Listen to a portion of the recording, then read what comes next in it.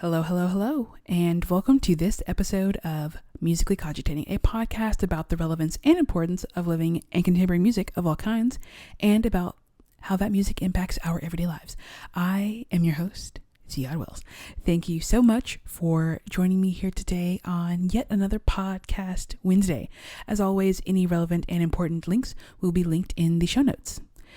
As a way to celebrate my 1 year of doing this podcast, we're doing a giveaway, and we're giving away 2 prize packs, one that has like a t-shirt and some stickers and a pin and all that cool stuff, and another that has like bookmark and stickers and pin. So it's really awesome. It's really cool. It's my way of saying thank you so much for subscribing, for leaving reviews, for listening, for just, really being here and being part of this podcast. So we're running the giveaway until September 30th. There's still plenty of time to enter. You can enter one of 2 ways. The first way is to comment on the giveaway Instagram post, which you will see if you are following the podcast on Instagram. It's just at Musically Cogitating. You go to that post. You can just write in the comments your favorite episode so far, and then you're entered to win. The other way is to simply fill out the Google form. So those are the 2 ways that you can enter. And all of what I just said is linked in the show notes, including the exact Instagram post and the Google form. We now have some additions to our merch store as well. So now the merch store has some t-shirts, because who doesn't love a podcast t-shirt with a little bitty orange brain on it? So you can now buy that in the Musically Cogitating podcast merch store. And that's linked as always. The episode that I have for you today is going to be something pretty special. I think it's extra special because it's an interview between myself and my partner, Kate.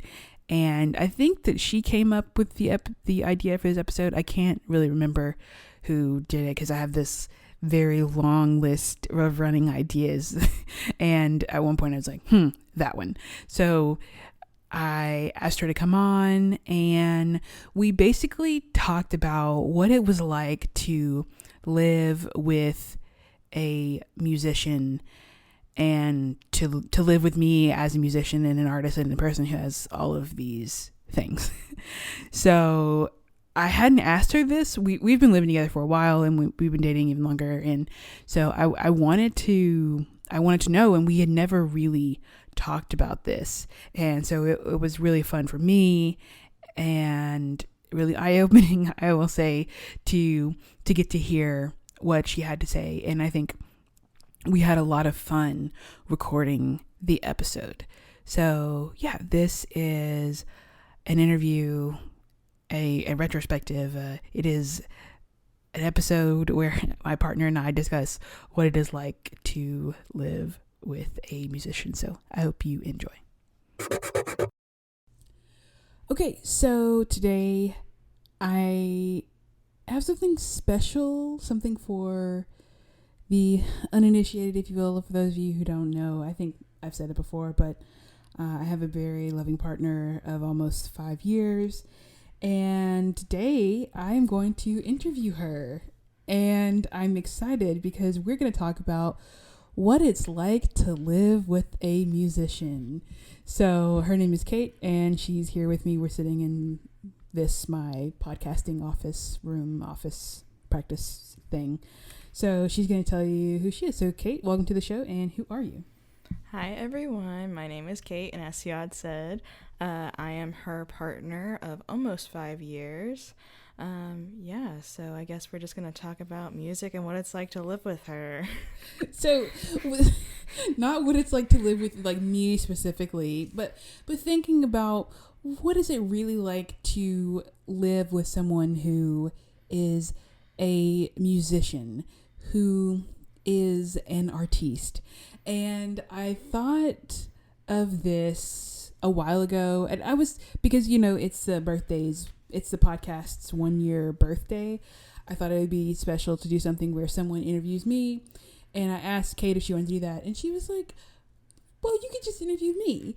And it was like, oh, okay, that's not what I said, but sure, we'll do that. So I'm going to interview her, and she's going to say, I think, mostly loving things about living with me, but we'll see, because we only talked about one of these questions prior to this here recording. So I'm really interested to see what she's going to say. So I'm going to first ask, what were your first impressions, or what did you think about before you moved in, knowing that, we had spent a lot of time together prior, but you'd seen my music stuff everywhere? And for those of you who don't know, I don't know any of the stereotypes that come along with living a musician, but surely they're not good.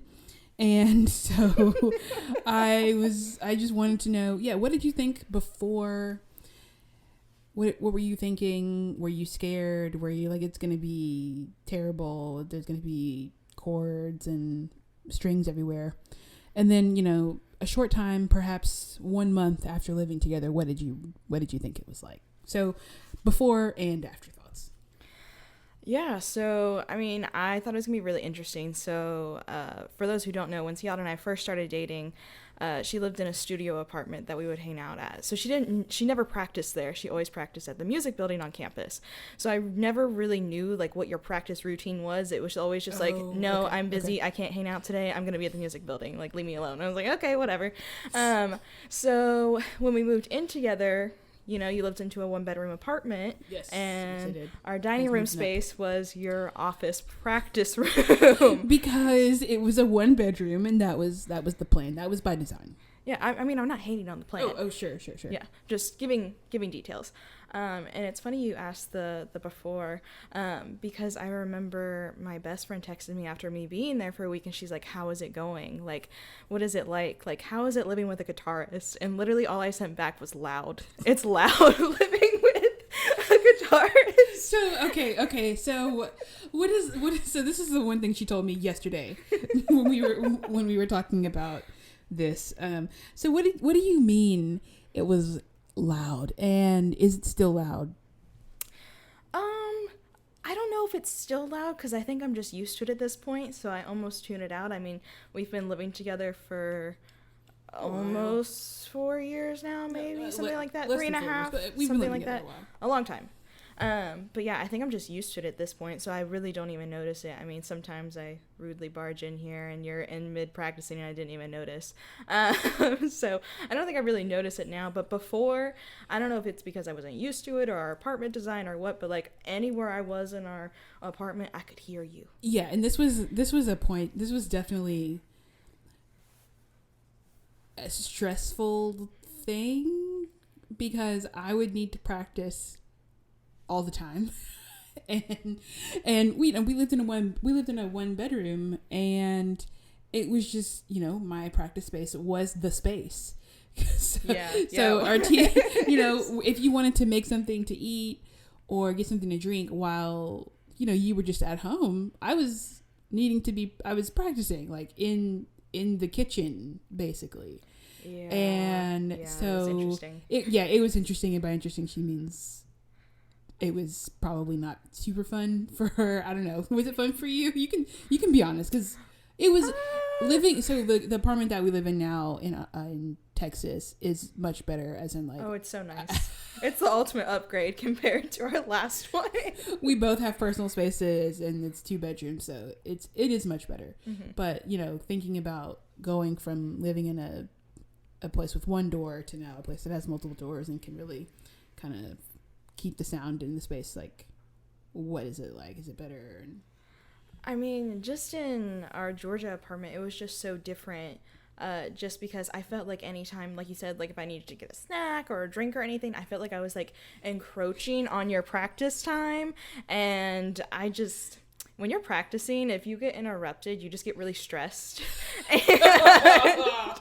I would, listen, it's not a call out, because if I'm doing something really important and I get bothered, I get really annoyed. So it's not a call out, but I just felt bad, because I'd be in there and I'm like, man, I'm really thirsty. And I'm like, is it worth it? Is it worth going out there and interrupting her?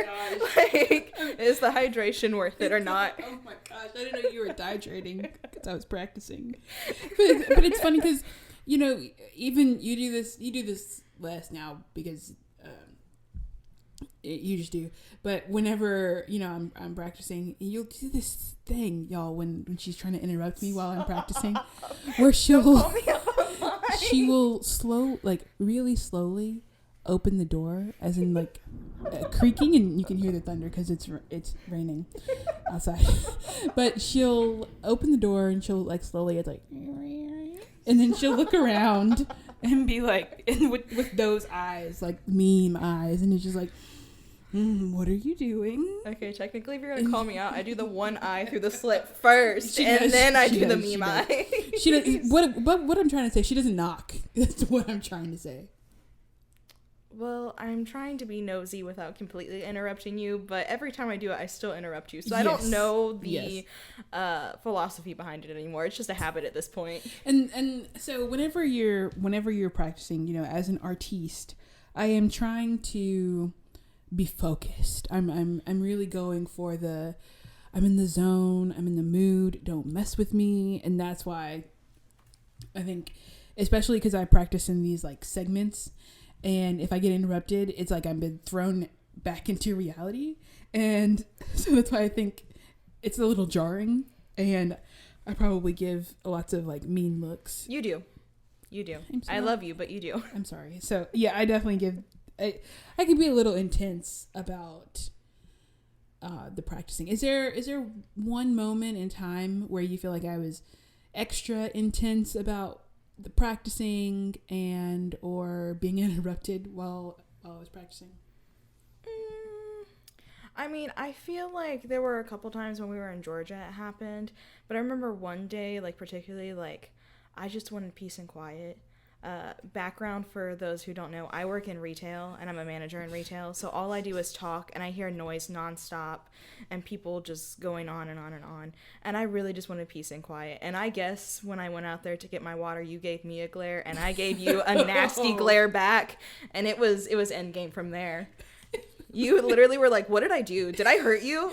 Like, I'm just practicing. And I'm like, yeah, I know you're practicing. And then I went back in the room, and I think that was it. I think we were okay after that. But in that moment, the strings on your guitar were really just getting under my skin. So yes, this is why we now have multiple spaces and places and dual purpose. And yeah, it is definitely what's best. And not just for me, but for you too. Like, because I feel like you almost like, psychologically you were just like, I'm practicing in our dining room. Like, is this really even like a place that you can practice and be focused? Like, that's hard when you see your couch literally a foot away from you and you're like, I could be laying on the couch and watching TV. And yeah, that's the thing. And the TV was also in my practice space. So it's not enough to be distracted by your phone or in my case, my iPad, because I really like my iPad, but the TV was there. It was mocking you. It was just always mocking me. YouTube. You could be watching YouTube. Yes, I could. YouTube. I could be. So,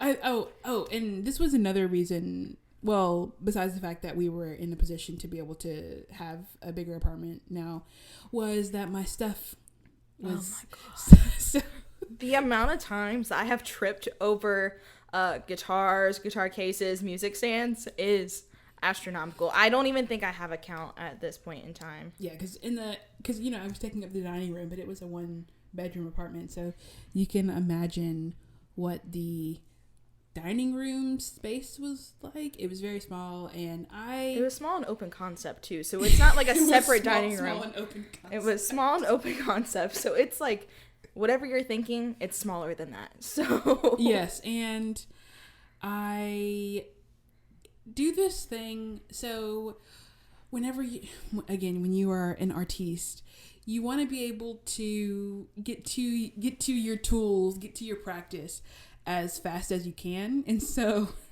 that means that I leave my guitar case in the same spot all the time, because I know that it takes me 10 seconds to open it and grab my guitar and be ready to practice. Because, I don't want to use the fact that I need to get my guitar out of the closet as an excuse for me not to practice, because it can become like that if you're not careful. And so I leave it. It's right now. It's in the same ready to be open in 10 seconds. But it was really close to the edge of our couch in our former apartment in our dining room. So it was hard not to trip over. I will say the only thing that was really cute, though, for those who don't know, we have a cat, and she's obsessed with Ciyadh. And anytime you would practice and I would come out to do my water break, she literally used to sit in Ciyadh's guitar case because it was fuzzy, and that was really cute. But besides that, it drove me crazy. Yeah. It still kind of does, but this is your office and not my space, so we're just going to let that be. Yeah. Now we have our separate spaces, so. Yeah, you can do whatever you want with them now. You can leave them laying everywhere. Yes. And our cat, she doesn't usually sit in the case anymore. She usually sits on top of it. Yeah, it's like her perch now. Yes. The whole time I'm practicing, she's kind of rubbing up against my leg and wants me to, close my case so she can sit on top of it and lay on it. And she's really sweet. Maybe she thinks you're serenading her. Maybe she does. She really does like guitar playing. Yeah, and she does. Listening to music. She really, and as of late, she's been more and more fascinated with the record player because it goes around and she's like, yes. And she also jumps on my record player, but I'm working on getting rid of that habit. So it's not doing well. You've been working on getting rid of that habit for a long time. I have, but it's okay. It's not a call out on you. It's a call out on the cat. Yeah. She's a cat. She's gonna do what she wants. Cats do cat things. Yes. I wanted to know, what is it like listening to someone practice? I think it's better to, talk about the before and after, because now I really don't notice. Okay. I think it's just become such an environmental thing where I'm just used to it being in my environment all the time. I really don't notice it. It could also be our new apartment. I mean, our walls aren't like crazy thick, but like I don't really hear you that much anymore. Even when I'm like watching TV in the living room. And your office in the living room, for those who don't know, they share a wall, so in theory I probably could hear her if I were listening for it, but I don't really notice it. But before, that was, but even when I would be in the bedroom, like I would be in a separate space with walls and a door, and I would still hear you very loudly. Once again, we're going back to the loud. It was loud. It was loud. It was loud. You never told me that it was so loud. Well, I'm an artiste, so. Are an artiste. And artists talk about how important practicing is. And I'm not a musician. I got kicked out of elementary band because I didn't know how to read music. Therefore, I know nothing about it. So I'm just not going to encroach on any sort of practicing thing. I just didn't say it. Because, I feel like practicing can be a sore spot for the artists. So she's talking about me specifically, but all artists. All artists. It is, like your artistic practice is really important, and if you're someone who has a lot of deadlines that find myself having, you set the deadlines for yourself, and they are. Sometimes I set the deadlines. So no, we are gonna disagree. Okay, we're gonna pause. We're gonna pause and disagree. Okay. For a second. Okay. I understand sometimes you have deadlines if you're doing a gig or if you have a recital or anything like that. Obviously, you don't set those deadlines, but a lot of other deadlines you set for yourself, and they are hard deadlines. I would say a good 80% of the time. That's how art gets made, right? That's how you get stressed. Oh, okay. So, thinking about the stress, she says, I would like to know, is it stressful to live with someone who is an artiste, who is a musician? Usually not, but... Usually, she says. And this time doesn't count, right? Like right now in our lives doesn't count. For those... So, I haven't talked about this at length on the show, really, but... I'm trying to finish school, so life right now is very stressful. Well, it's been stressful in our house just for my work reasons too. Oh, sure, and, sure. You started a new job, all these things. I did, yes. So a lot of personal things are changing, but just in general, like it really for me hasn't been stressful, but like okay. So in high school, I was in theater, right? Yes. And we had Hell Week where it was the week before, like you're there practicing and. rehearsing all the stuff and the cues until like 11 p.m. and everybody's tired and cranky. And when the week before your recital, you also have a hell week. And I just, I do what I can. I try and do a little extra around the house, and I try and talk to you the least amount of time just so you can be by yourself. Because when you're stressed, I feel like you don't want to socialize, which is fine. So I just let you be. And when you want to talk, you come to me. But that's the only thing. Like, generally, it's not stressful. But when you have a recital, I know my limits. I know when to bug you and when to not bug you. And I talk to you after the recital. Yes. That's all true. Is living with an artist fun? Define fun. Oh, come on. Is it fun or not? I mean... She's laughing because we're going to say no. Okay, I'm not going to say no. It has its moments, right? So sometimes, like, especially since the pandemic has started, one of our things we do, the bond together, but not be around people. Bond together, spend time together, whatever you want to call it, is to go on car rides. And yes, but environmentally, we try to be environmentally sound and friendly, not too many, but yes, we do go on car rides. Yes. So it's only like once every other week, honestly, that we get to go on them, and they're never long. But anyways, so when I'm in the car, I hate for it to be silent. I hate for it to be silent, and I feel like there's almost this like narrative for the artiste that y'all like the silence. Like, you really? Just hear noise nonstop. No, because... Oh, that is true. Yeah. Okay. Like, you said it, I mean, this was, like, years ago when we first started dating, but I don't even remember what it was, but I put music on, and you were like, can you not? Like, I just listened to music for 4 hours, and I was like, but I need it. And you're like, no, you don't. But anyways, back to the car ride. Yes. But it's true. Well, let's get to the car ride. But okay. It's true that on a day when I was, physically at music school, I would practice for 4 hours throughout that period.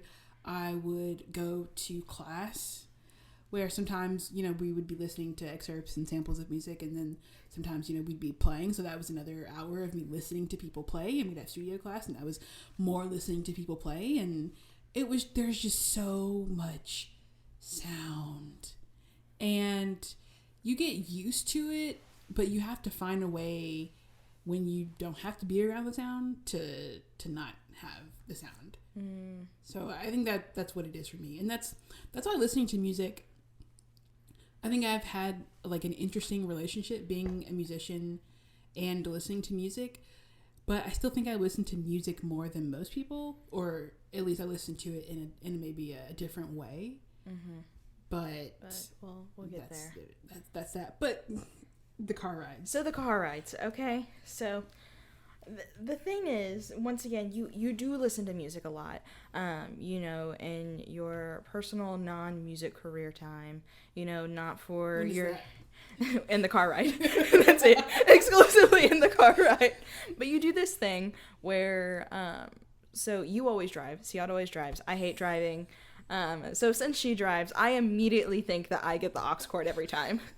And I obnoxiously take the cord and start putting on my music. And you go through this thing where, like, some days you let it slide, but I'm sure, as the listeners know who have listened to other episodes, you don't like playlist. You can't stand playlist. And I am a playlist queen. I love playlists. I'm like, yes. I'm like, it's curated. It's, like, so good because it has this artist, this and this artist that I love, and you're just like, can you just put on an album and stick with it?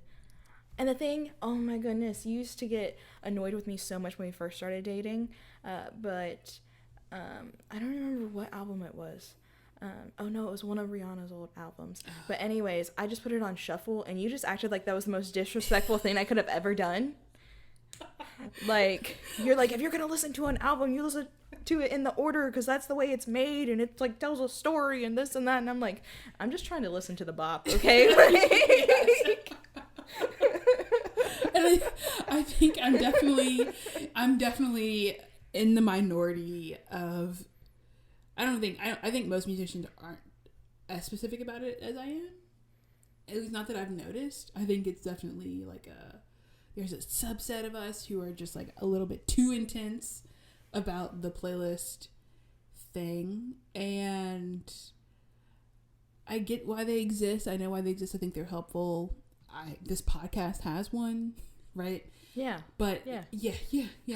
But you know, I mean, an album is there to tell a story, you know, and I want to hear the story how it's supposed to be told. But when we've listened to the album 40 times, it's okay to not hear the story. No. Yes. No, it's about the story. Don't listen to her.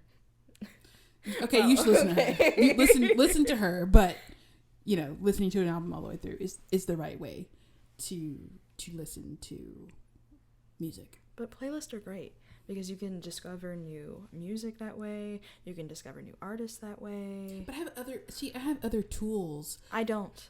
You can use the tools. I did a whole episode about tools. You did. You listened to it. You said it was good. It's honestly my top 2 favorites so far. It's good. It's great, but I'm still not using the tools. So clearly. Okay. And that's probably laziness on my part, but still. The point is, I like playlists, and you're just gonna have to learn to be okay. Tools with and services do have like an upkeep cost of you have to put in like work for them to be beneficial to you. So yes. Another thing about listening to music is that I don't like it loud. Oh gosh. Which is also a journey. So for those who don't know, I am literally hard of hearing. Like in one of my ears, like I have hearing loss, and I think sometimes she's easily spooked. That's very rude. Yes, but it's because it's so true. It's because I can't hear her coming. So she'll walk up behind me and I don't hear her. And then there's just a person behind me and I'm like, oh my God.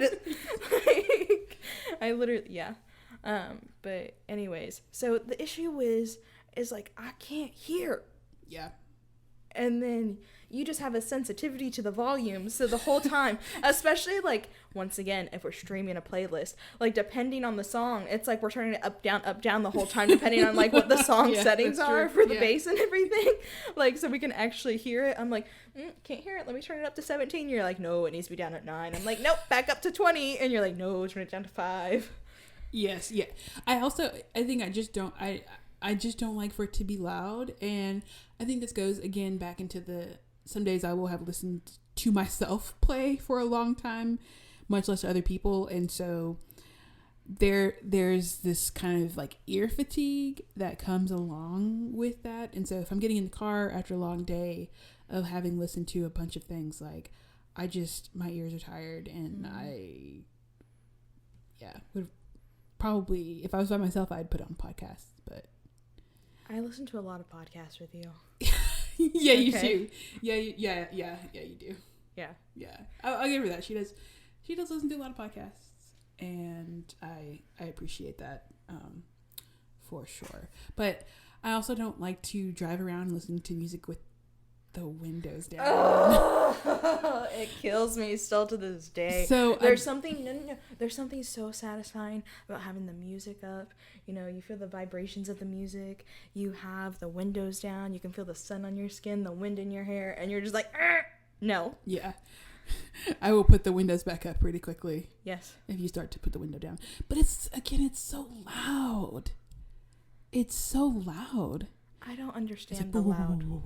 No, I don't get that. Yeah. Oh, well, it's loud. And then you have to turn up the music louder, and it's just so loud, and I can't. And, you know, as an artiste, I am sensitive to hearing loss and things like that, and like sustained, you know, listening to loud music over a sustained period of time, of course, is not necessarily the healthiest thing to do for your ears. And you know, when we're 75, I still want to be able to know if my guitar is in tune. And so, you know, I'm trying to protect my ear health and your ear health. Yeah, as I well. will not be able to hear at that point because not only do I have hearing loss, but I obnoxiously play my music too loud. Like my car, you can hear it. I'm that person driving down the street where you can hear the music outside of my car when you're not in the car. Yeah, I do hear her coming on the way home. You always know when I'm coming home. Yeah. So I have a spidey sense. What? I have a spidey sense. A spidey sense? Yeah, but when I'm in my office and she's, you know, out in our living room and her kind of office area, I can definitely hear the music. I try. And she and that's like, maybe that's not fair because she listens to it on the TV. She streams her playlists on the TV.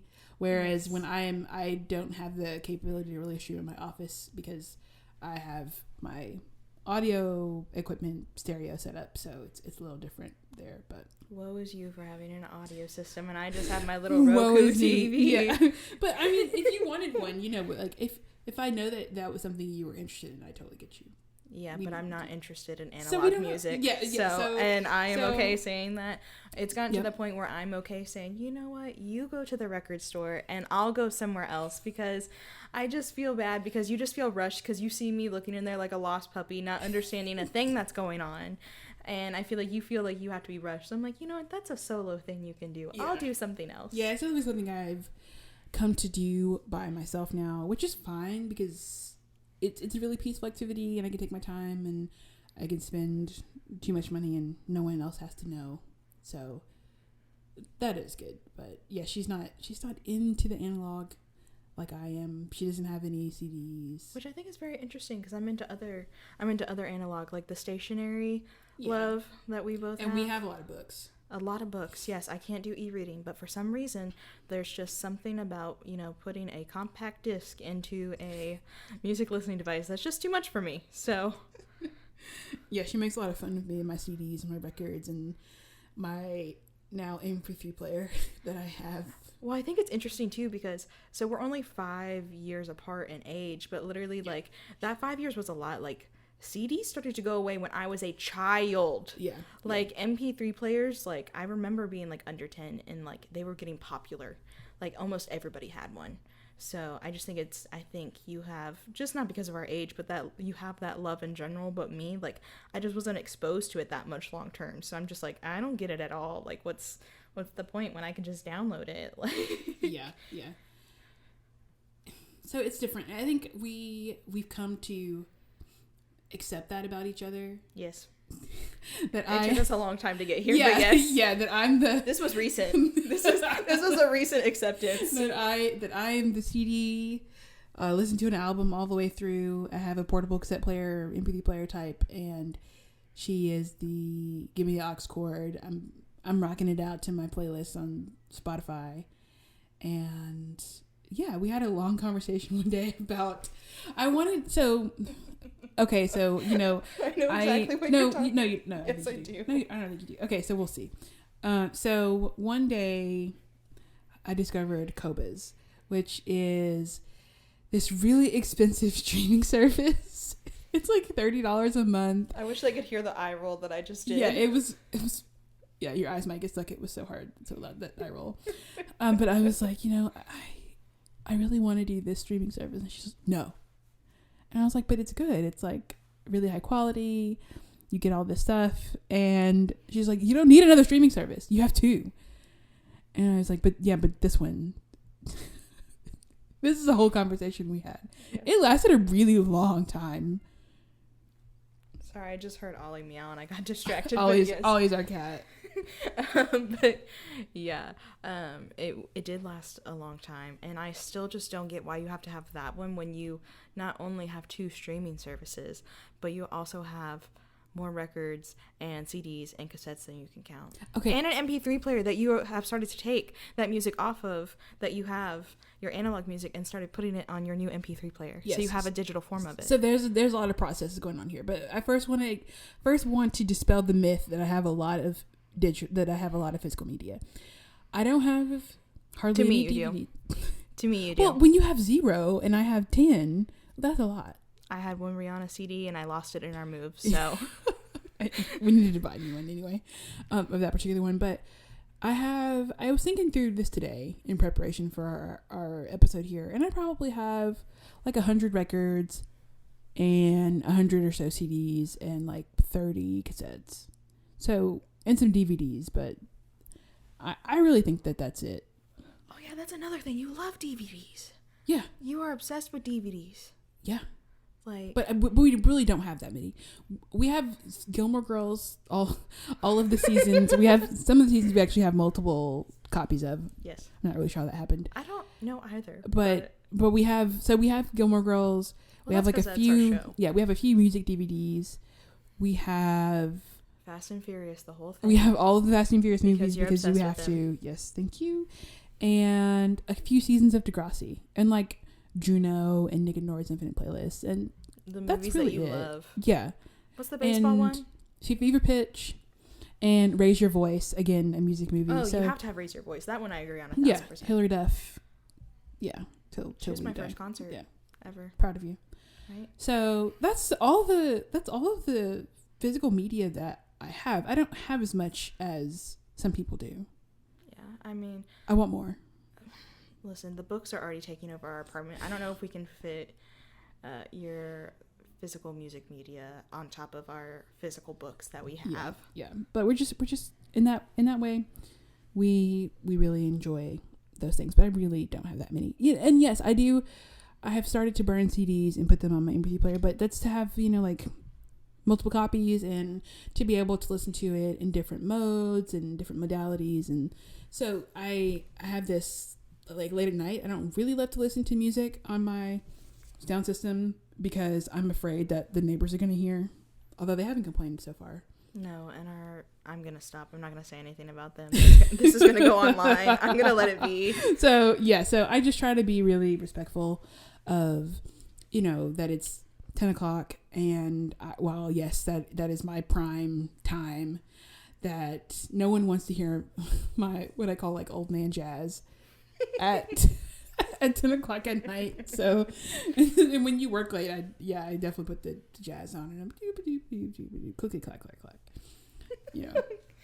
Doobie doo clack clack. The clack. So the clacking is me typing away on something because I tend not actually, and I don't practice late at night.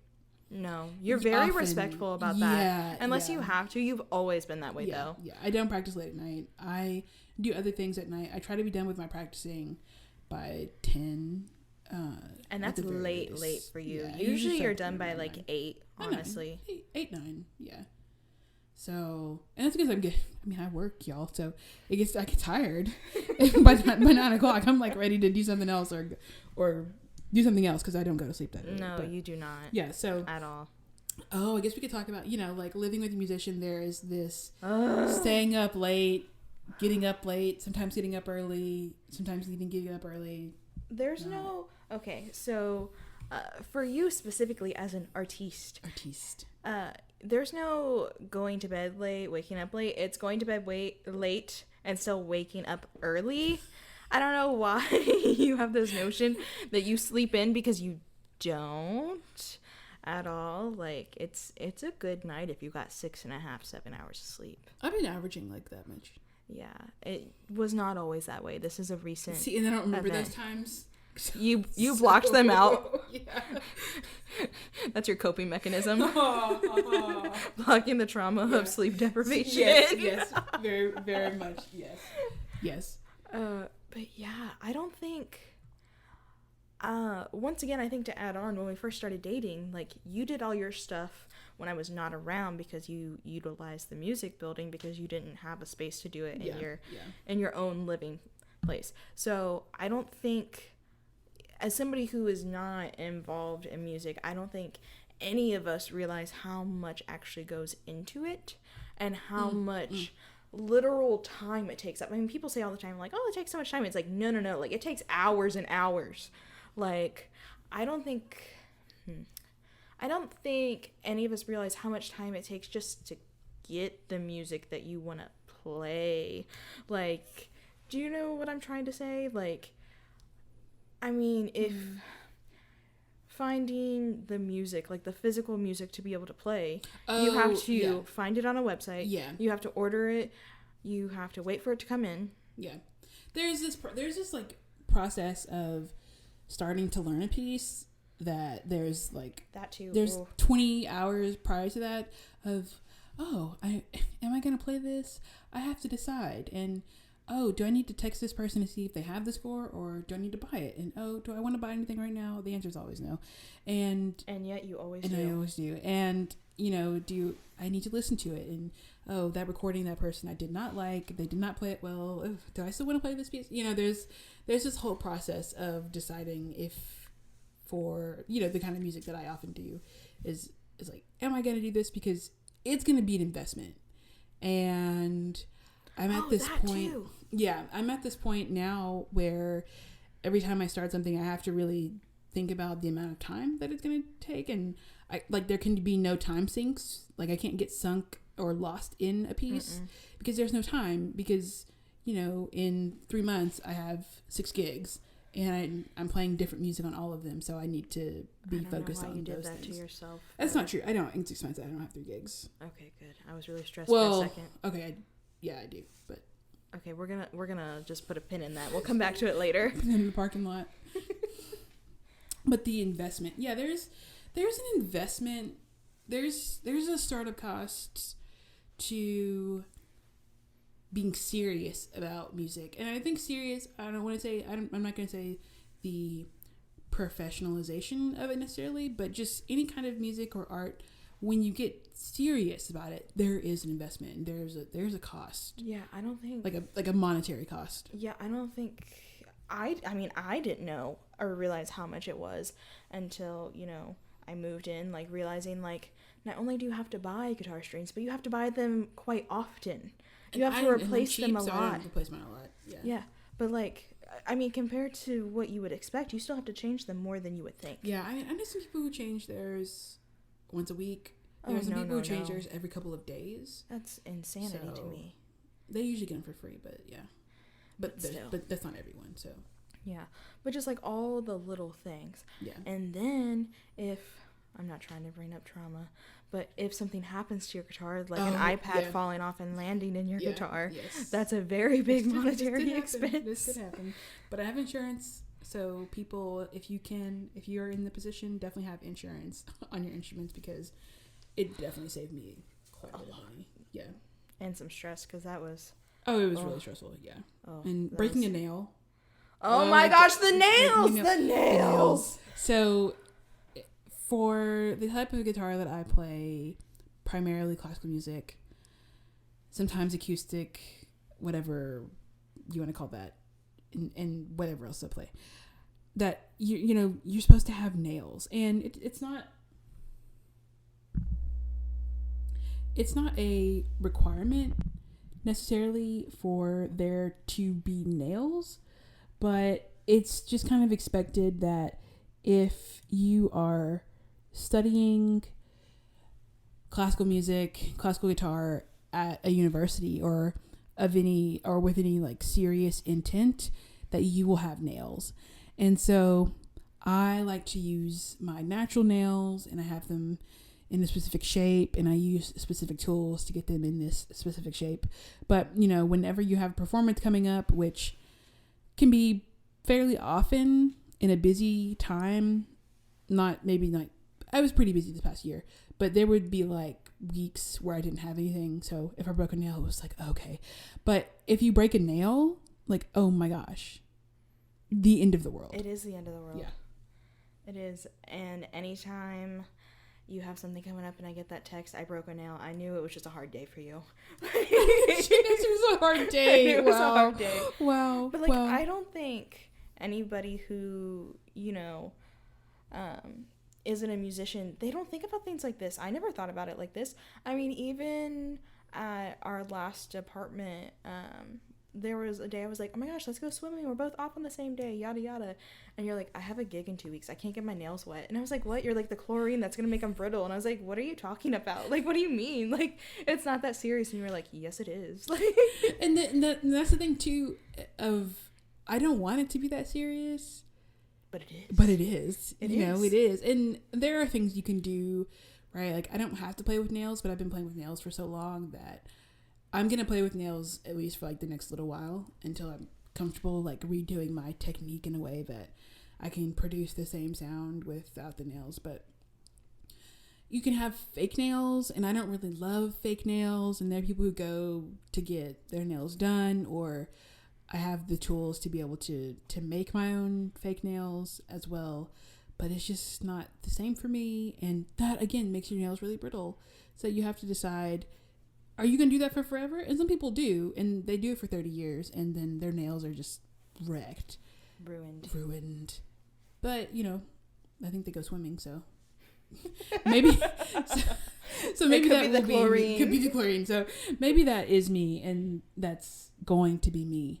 But for now, I'm sticking with team natural nails. Team natural nails is where I am. So I wanted to ask, besides the playlist conundrum dilemma thing that I'm always on, do I have any other controversial music opinions? Oh, that's a good one. Okay, all right. You should have prepped me for this one. Okay, well, you know. I don't know. It's the interview, supposed to be on the spot. Well, you know, I feel like I'm the one person you can make an exception for. No. But, well, that's rude. Okay. I really don't know. Controversial. I don't think so. I think it's really oh, no, not only. Okay, yes, you do. You do. Okay, I don't know why it took me forever to get here, but not only do you have an issue with the playlist, because of like the principle of it's not an album, you're not listening to the story, but also, for those who don't know, Ciyadh is also, I would say, a low-key environmentalist. Like, you try very hard in your daily actions to think about your overall footprint and everything. Yeah. And I spend a lot of time. I'm not vegan, but I spend a lot of time going around and saying that's not vegan. Yes, I'm okay, like half serious and half joking. Usually I say vegan. But. Yes, vegan. Okay, I'm sorry to all the vegans out there, but if vegan cheese was better in your opinion, you would be vegan. Probably, and I think it's getting better. And I do eat a lot of I do eat vegan pretty regularly, but you eat a lot of vegan stuff. Yeah.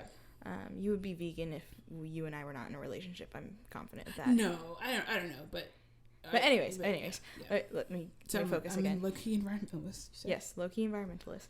And I didn't know this, and it makes so much sense.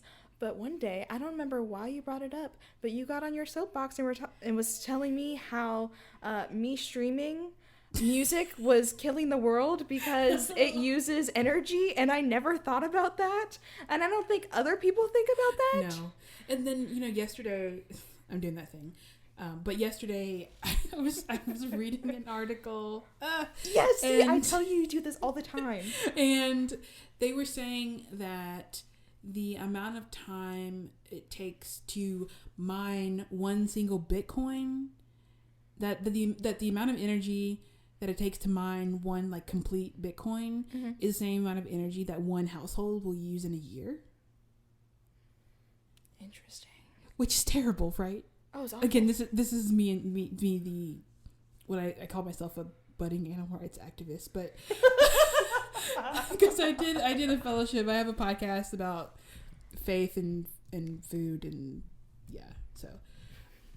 That was is a thing that I'm going to get back to at some point. But yeah, NFTs, right? And so it's important for us to be aware of how our actions, and especially like our music, right? How, like, what we consume, how it impacts the environment. So yes, that is important to me. And also too, like, you've talked about it because once again, I don't think it's just me thinking or not thinking about these things, but I'm just gonna say me. I never thought about how little musicians get paid every time you stream their music. Yeah, but if you get paid, like 1/100th of a penny or whatever, you told me it like that, and I was like, excuse me. I was like, are you serious? And you're like, yeah. And I was like, no, surely not.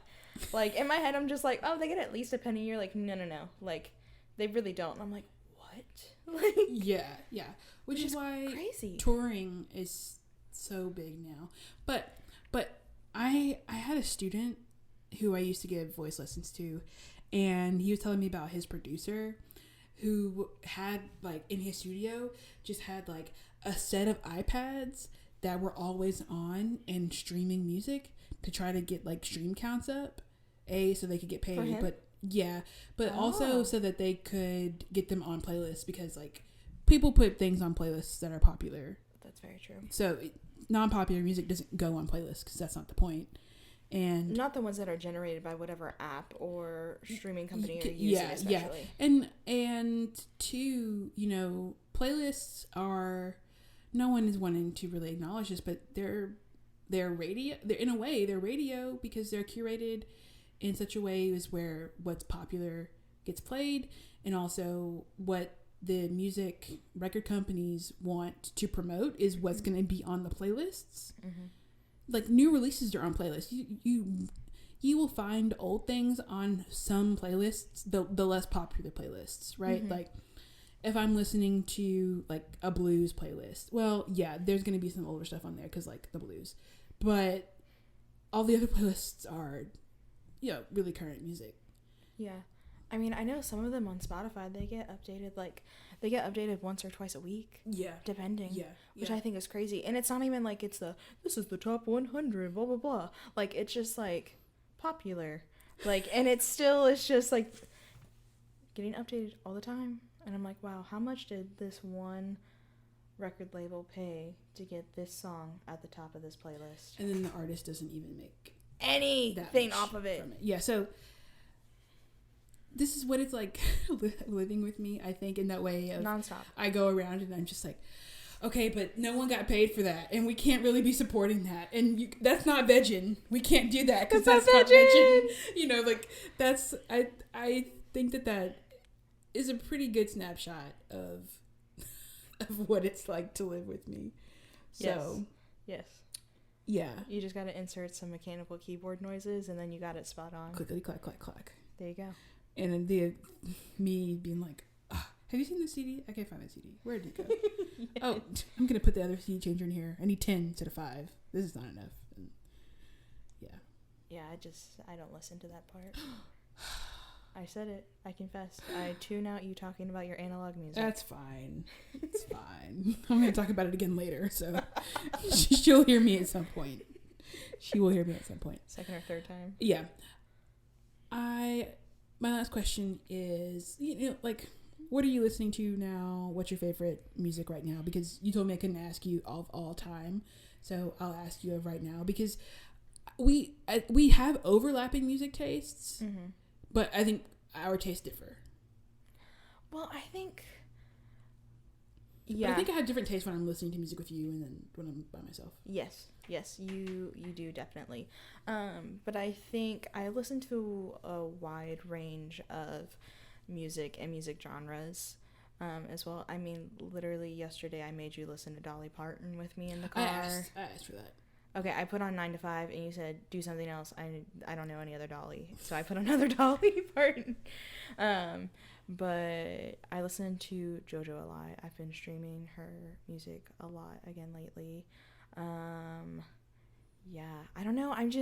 Lately I've just been listening to so many playlists, trying to listen to new artists, but I've just been listening to a lot of R&B, but specifically women of R&B lately. Yeah, that's also a playlist.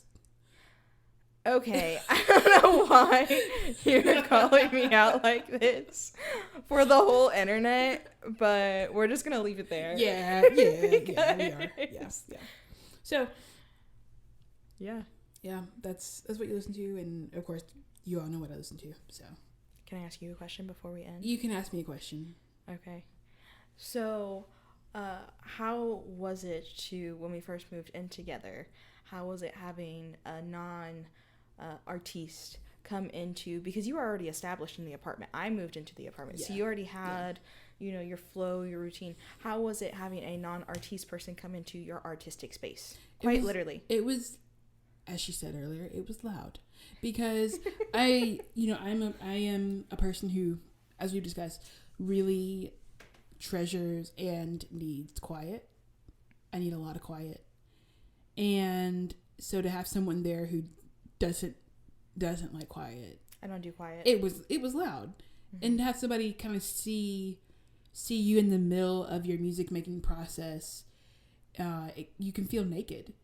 And I don't know that I've felt that way, but you can, because someone's listening to you. They're listening to you mess up. They're listening to you play the same thing for 30 minutes. And that's not the part of music making that people... I think people say that they're interested in that, right? They want to see the behind the scenes, they want to hear the process, the nitty gritty. They don't. But they don't. They don't. They don't. And that's fine. But it's not aesthetic like it's not, YouTube makes it seem. It's really not at all. No.